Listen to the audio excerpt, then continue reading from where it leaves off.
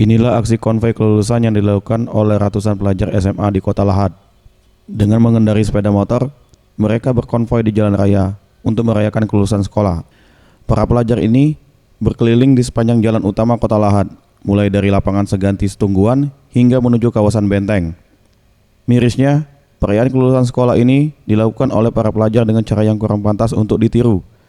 Mereka mencoret-coret pakaian dan berkendara hingga mengganggu ketertiban umum. Mereka juga membunyikan klakson di sepanjang jalan. Sebagian besar dari mereka bahkan tidak menggunakan helm saat berkendara.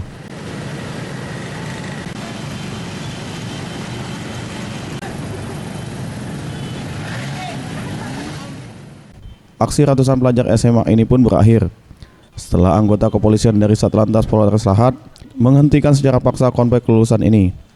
Para pelajar kocak-kacir saat polisi mengejar dan menghadang mereka.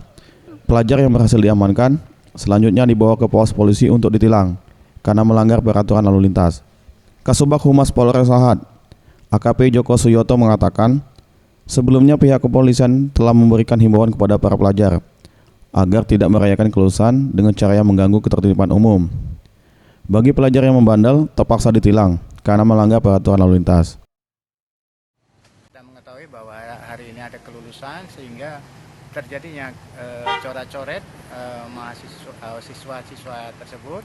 Nah, kami sudah menghimbau atau memberi peringatan agar tidak melakukan coret-coret. Kemudian bagi mereka yang bersepeda motor tidak pakai helm, tentunya kita tindak.